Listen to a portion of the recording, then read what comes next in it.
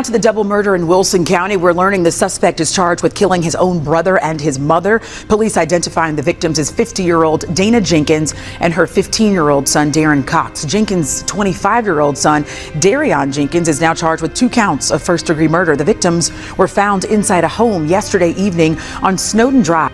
Juanelia Carnegie lives next door to her cousin Dana Jenkins. She was a very sweet person, always smiled. I can see her smile right now. She always smiled. Carnegie says that in the days leading up to the murders, she felt something was off with Darion. You could see it, the look, it told you everything. But I had no idea that you was getting ready to... When officers arrived just before 5:30 p.m., they expected a routine welfare check. A relative had called, worried that no one could reach Dana Jenkins or her teenage son, Darren. Their phones had gone silent. Their home, usually alive with laughter and music, was still. The front door was unlocked. Inside, the faint smell of cleaning solution mixed with something metallic, something heavy. The living room was tidy, almost staged. But as the officers moved deeper into the house, the quiet became unbearable. Then came the discovery: 2 bodies. Dana Vanessa Jenkins, 50 years old, a woman loved by nearly everyone who met her. And beside her, her 15-year-old son, Darren Cox, a bright, kind-hearted teenager who was known for his smile and his church choir voice. Both were gone. The scene was devastating. It wasn't just violence, it was personal. Brutal. The kind of crime that makes seasoned investigators step back and whisper, "Why?" Word spread fast through Wilson. Neighbors gathered outside, watching police cars line the street, lights flashing red and blue across front yards. Mothers clutched their children closer that night. Because it wasn't a stranger who had done this. It wasn't a random act of violence that could be blamed on chance. It was someone who once called this house home. Darren Dante Jenkins, Dana's oldest son. Just 1 week earlier, he had walked out of prison, a free man. And now, barely 7 days later, his mother and brother were dead. The contrast was chilling.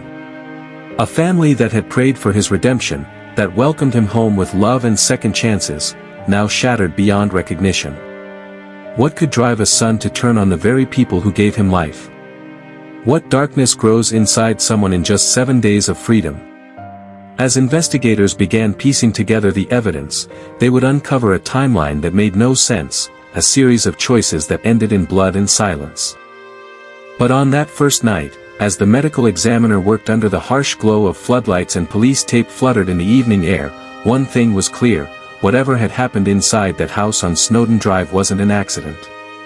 It was deliberate. It was final. And it had been carried out by someone who once called them family. Before the blood and flashing lights, before the whispers of betrayal and horror, there was love. The Jenkins family wasn't perfect, but they were close, the kind of family that believed in second chances. Dana Vanessa Jenkins was the heartbeat of that home.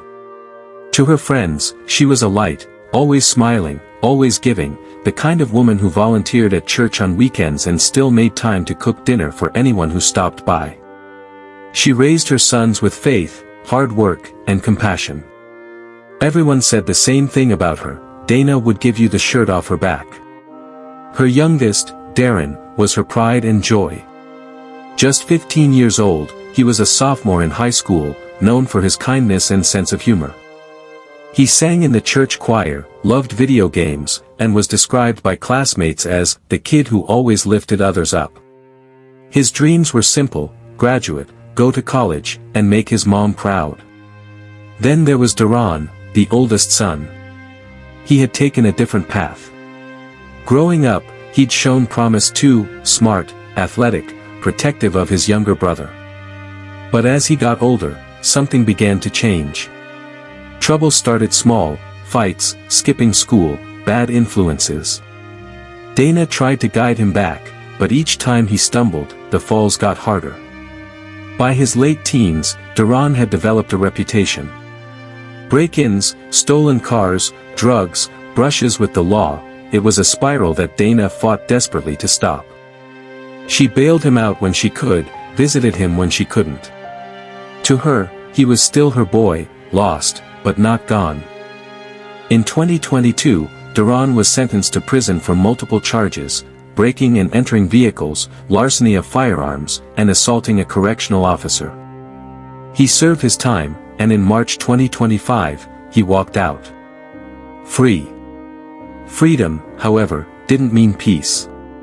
Family members later said that when Duran came home, something about him was different. His eyes seemed distant, his tone colder. He wasn't the same son who'd left years before.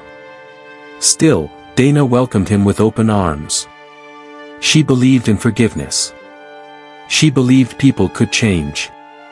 She gave him food, a place to sleep, love, the things she thought he needed to start over.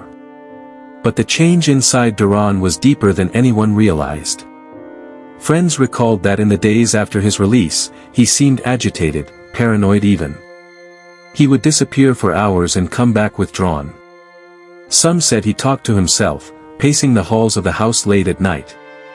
Others described him as quiet, too quiet, as if something heavy was pressing down on his mind. Dana noticed it too, but she never stopped caring. To her, he wasn't dangerous, just lost, struggling to adjust to a world that had moved on without him. She was patient, hopeful. Darren adored his big brother. He was happy to have him home. The two spent time together that week, watching TV, joking, trying to rebuild that bond. But behind those ordinary moments, something dark was brewing. It's unclear what triggered it, an argument, a sudden snap, or a plan already forming in Duran's mind. But by the time March came to an end, that love and second chance had twisted into tragedy. The family that believed in redemption would become the stage for one of Wilson's most haunting double murders, a mother and her child, taken by the very person they had just forgiven. In the days before the tragedy, the Jenkins home on Snowden Drive looked like any other house trying to find its rhythm again. A mother relieved to have her son home. A teenager excited to have his big brother back. But beneath that fragile normalcy, small cracks had already started to form. Neighbors remember seeing Duran walking up and down the street alone, sometimes late at night, sometimes muttering under his breath. One woman said she'd wave, but he never waved back, just kept walking, eyes unfocused, like someone trapped inside his own head. Inside the house, Dana tried to keep the peace. She cooked his favorite meals, reminded him gently about job applications, church, and routines, the kind of structure she hoped would ground him again. But Duran was restless. He didn't talk much. He'd spend hours locked in his room, pacing, or scrolling through his phone in silence. There were moments when Darren noticed the tension too. Once cheerful family dinners had become quieter. Dana's smile, once effortless, seemed forced. There were phone calls that ended with her sighing, looking worried but saying nothing. Family members later said she confided in them. She was happy Duran was home, but she was also nervous. Something about his energy felt off. He would get irritated easily, over the smallest things. If she asked where he was going, he snapped. If she offered advice, he withdrew. It was as if freedom had made him more trapped than before. The week went on like that, an uneasy calm stretched thin over something volatile. On the surface, it looked like a family trying to heal. But the truth was darker, a storm was building, invisible to everyone but Duran himself. He had only been out of prison for a few days, but there were already warning signs. His parole officer noted that he was distant. A cousin who visited briefly described the atmosphere in the house as strange, like walking into tension you couldn't explain. Even so, Dana never pushed him away. That was the kind of mother she was, compassionate to a fault. She believed in second chances, even when they hurt her. No one could have imagined how fast things would unravel. By the time Sunday night arrived, the last day of March, something shifted. No one outside that home knows what truly happened between them in those final hours, whether there was an argument, a breaking point, or a moment when something inside Duran simply snapped. What's clear is that the red flags weren't just warning signs, they were countdowns. And by the next evening, the loving home on Snowden Drive would turn into a crime scene. A mother's hope. A brother's innocence. A son's darkness. All colliding in one unthinkable moment that no one saw coming, yet, looking back, was written in every uneasy silence, every late-night walk, and every time Dana looked at her son and whispered, "Please, just be okay." But he wasn't. And the next day, everything would change forever. March 31st, 2025. It began like any other Monday in Wilson, North Carolina, mild air, the quiet hum of a small town easing into spring. But behind the doors of one brick home on Snowden Drive, time was running out. No one knows exactly when it started. Whether it began with words or silence. But at some point that day, the fragile peace in the Jenkins home shattered. Investigators would later piece together fragments, signs of struggle, traces of violence that spoke of panic and pain. Dana had likely been in the living room, maybe folding laundry or checking her phone. Darren, possibly in his room, winding down after school. Two ordinary people, in what should have been an ordinary home. Then, chaos. By the time it was over, both were gone. The brutality was undeniable, not a crime of passion, but one of rage. The weapon used was never officially confirmed in early reports, but police hinted it was intimate, violent, the kind of act that requires proximity, intent, and emotion. The killer didn't flee immediately. Some evidence suggested time passed before anyone called for help. Maybe he sat there in shock. Maybe he tried to clean up. Maybe he just stared at what he'd done. Outside, the world went on, children rode their bikes, cars passed by, no one aware that inside that small house, a mother and her son lay dead. By evening, concerned relatives started calling. Dana wasn't answering her phone, something she never did. She always picked up, always checked in. When hours passed with no response, someone drove by, knocked, waited, and finally called police. When officers entered, they were hit by the stillness, the kind of quiet that feels unnatural, heavy. In the back, they found Dana and Darren. It was clear immediately, this wasn't an accident, and whoever had done it had known them well. Moments later, the name surfaced, Deron Dante Jenkins. He was nowhere to be found. Detectives began searching the area, tracing his known hangouts, reaching out to family and friends. His release papers showed he'd been free barely a week. Now, they were looking for a man suspected of killing his own mother and teenage brother, the same people who'd given him a place to start over. As the medical examiner arrived and the flashing lights painted the neighborhood in red and blue, one thought lingered among officers and neighbors alike: what went wrong in that house? For those who knew Dana, the question was unbearable. She had waited years for her son to come home, prayed for him, forgiven him. And now, she was gone because of him. Some crimes leave a trail of mystery.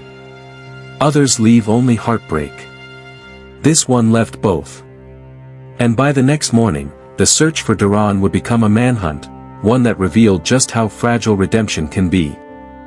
When the bodies of Dana Jenkins and her 15-year-old son, Darren, were found, police knew right away who they needed to find. Deron Jenkins, Dana's oldest son, had vanished. No calls, no messages, no trace. Just gone. Detectives wasted no time. They reached out to the Department of Corrections, confirming his recent release date. Barely a week of freedom, 7 days between prison and murder. His parole officer described their last meeting as strange. Deron was quiet, withdrawn, eyes darting to the door like he didn't want to be there.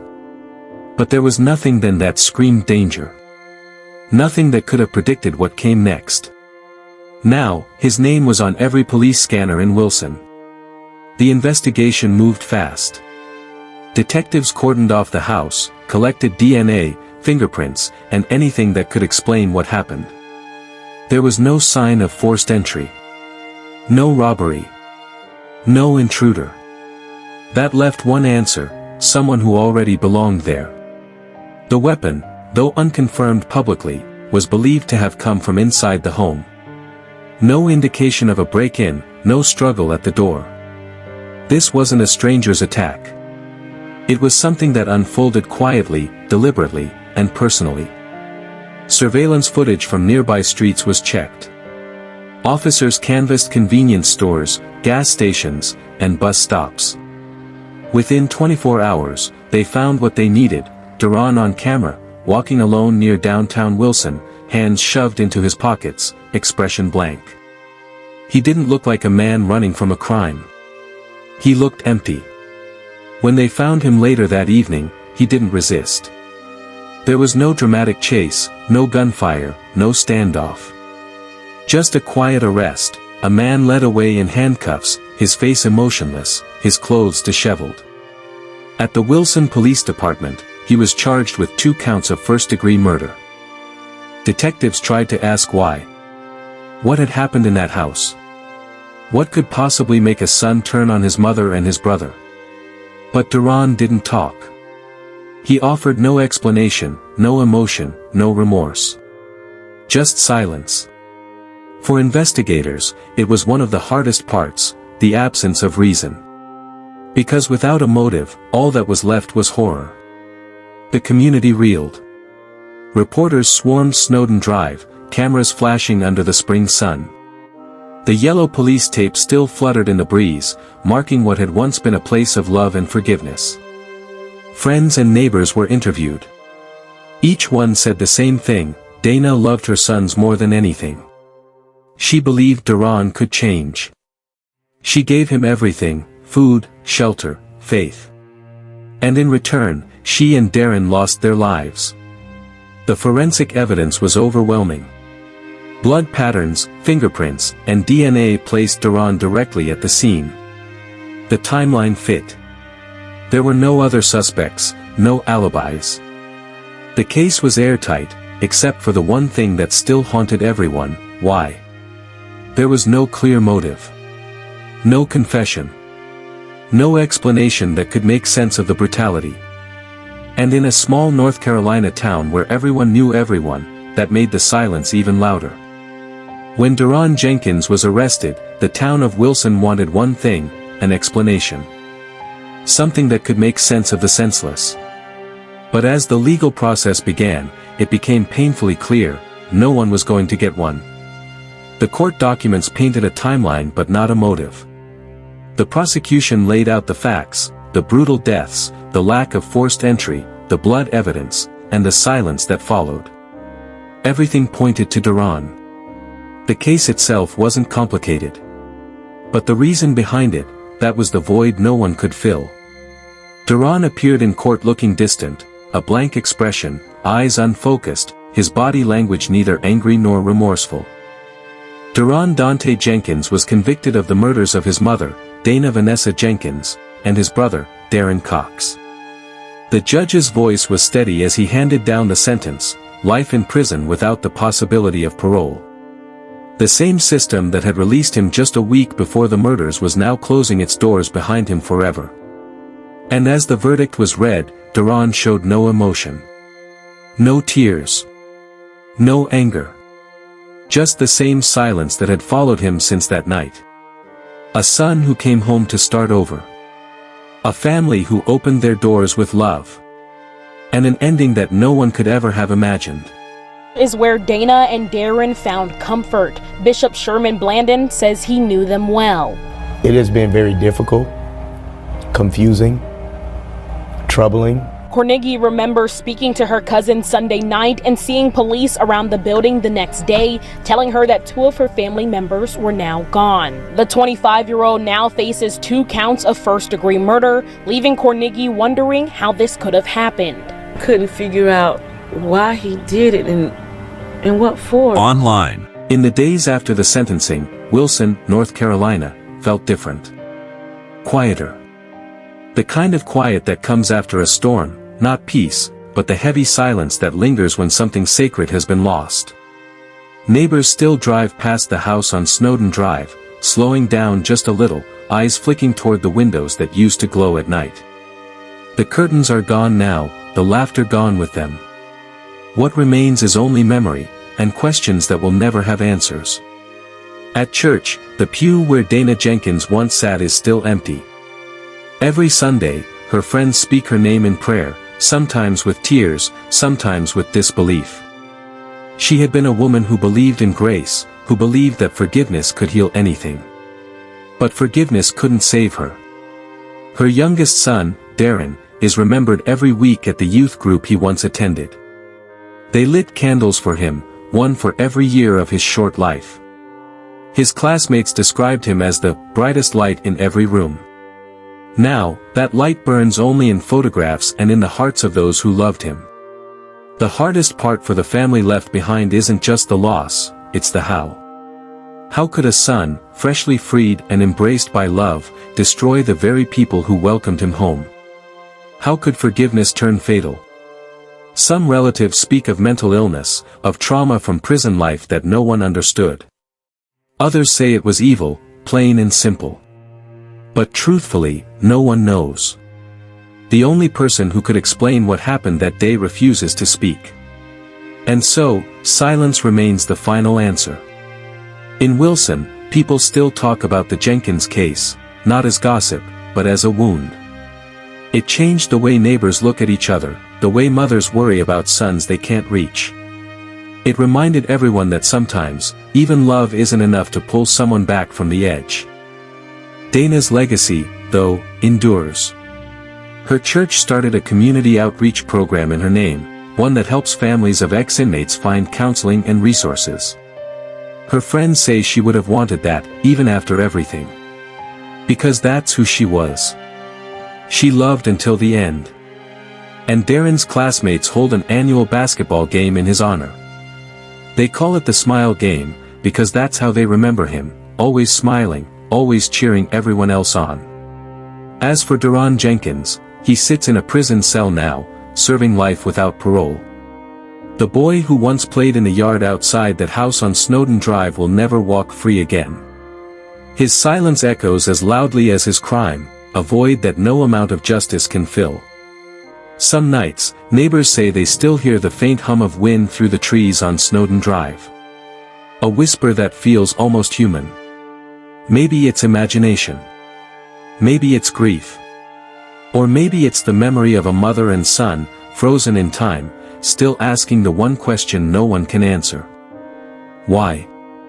Because sometimes, evil doesn't come from strangers.